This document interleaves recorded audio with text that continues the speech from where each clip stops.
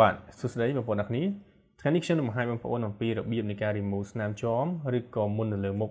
នៅក្នុង Adobe Photoshop តោះ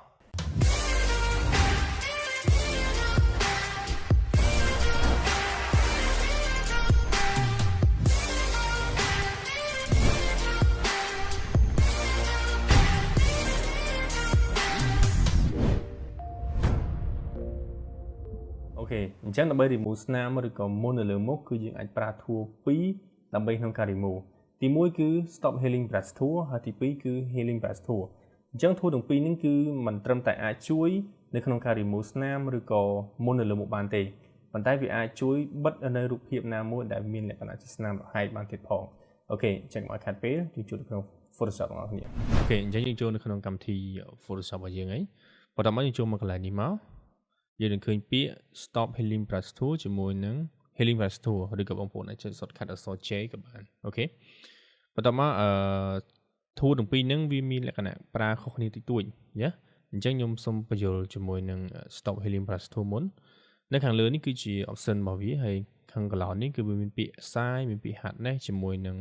spacing ហើយកន្លែងនេះ rotation ហើយ size ហ្នឹងពេលដែលយើងយកលេខទូចគឺតម្រងប្រាស់របស់យើងវាទូចញឹងទៅហើយយើងយកលេខធំគឺធំតាមហ្នឹងទៅហើយ hardness នេះ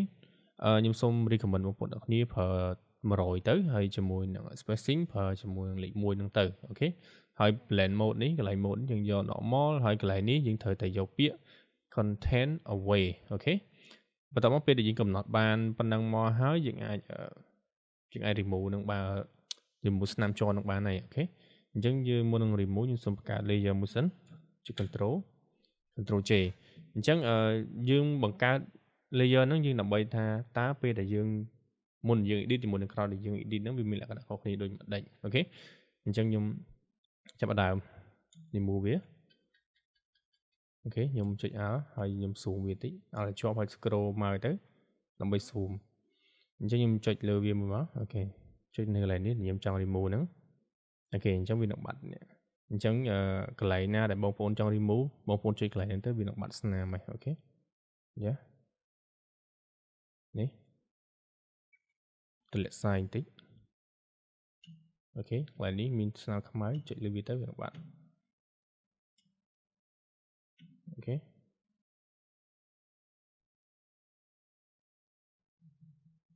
នេះ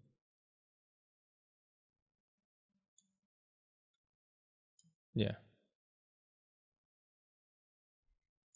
បន្ទាប់មកយើងចូលមកកន្លែងនេះមកដើម្បីបិទភ្នែកវាចង់ដឹងថាតើក្រោយពីការយើង remove ជាមួយនឹងមុនយើង remove គ្នាមិនយើងចុចបិទភ្នែកមកនេះគឺជារូបដើមនិងជារូបដើមរបស់រូបភាពរបស់យើងអញ្ចឹងណាហើយកន្លែងនេះគឺពេលយើងបើកមកនេះគឺជារូបភាពដែលយើង edit ហើយអូខេ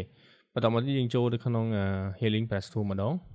អញ្ចឹង healing brush tool ហ្នឹងវាមានលក្ខណៈមួយសម្រាប់យើង copy ពីកន្លែងដែលស្អាតយកទៅបំពេញកន្លែងដែលអត់ស្អាតអញ្ចឹងរូបភាពរបស់យើងហ្នឹងកន្លែងនេះគឺសស្អាតហើយម៉ត់លោងអញ្ចឹងណាអញ្ចឹងយើងត្រូវ copy ពីកន្លែងហ្នឹងឬក៏ copy នេះកន្លែងនេះក៏បានឲ្យកន្លែងណាដែលយើងគិតថាស្អាតហើយយើងយក copy មកយកមកបំពេញនៅកន្លែងដែលមានស្នាមហ្នឹងអូខេអញ្ចឹងខ្ញុំសូមយកកន្លែងនេះក៏បានខ្ញុំតម្លាក់សាយបន្តិចបន្ទាប់មកខ្ញុំ copy នៅកន្លែងនេះខ្ញុំចុច R យើងហូរ R ជាប់មកយើង click លើវាទៅយើងនឹងទទួលបានយើង copy បានហើយអញ្ចឹងយើងបំពេញកន្លែងដែលមានស្នាមហ្នឹងទៅនេះអូខេវានឹងបាត់ស្នាមហ្នឹងញ៉ាតឡើងសាយបន្តិចមកអូខេ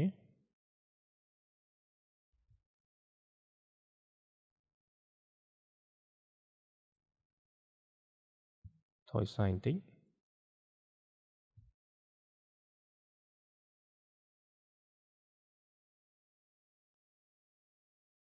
អូខេអញ្ចឹងយើងមកបិទភ្នែកកន្លែងនេះមកនេះអញ្ចឹងអានេះគឺជារូបភាពដើមហើយយើងបើកភ្នែកវិញមកវានឹងចេញរូបភាពដែលយើង edit ហើយអូខេបន្ទាប់មកយើងចូលក្នុងរូបនេះមួយទៀតរូបនេះគឺលក្ខណៈជារូបกระดาษដែលមានស្នាមលហែកអញ្ចឹងណាអញ្ចឹងកន្លែងនេះយើងត្រូវតែប្រើជាមួយនឹង healing brush tool បើយើងប្រើជាមួយនឹង stop healing brush tool វាអត់សូវល្អទេនៅក្នុងចំណុចហ្នឹងអូខេអញ្ចឹងយើងយក healing brush tool ហើយយើង copy ដូចមិញមកដើម្បីយកមកលុបនៅស្នាមកระดาษហ្នឹងយើង copy កន្លែងនេះមកហើយយើងតម្លើងសាយបន្តិចមកអូខេហើយយើងលុបវាទៅចា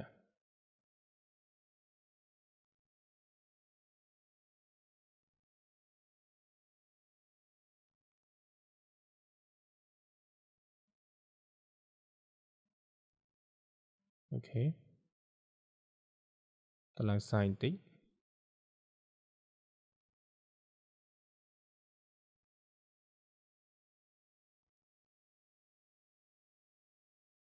Yeah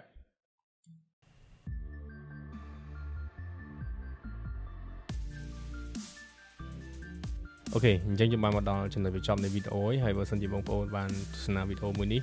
ពីដើមរហូតដល់ចំណុចនេះសូមកុំភ្លេចជួយ comment ពីអូខេឬក៏ដាក់សញ្ញាបេះដូងក៏បានដែរដើម្បីឲ្យខ្ញុំដឹងថាតាមមានបងប្អូនប្រហែលអ្នកដែលពួកគាត់បានទស្សនាវីដេអូមួយនេះពីដើមរហូតដល់ចប់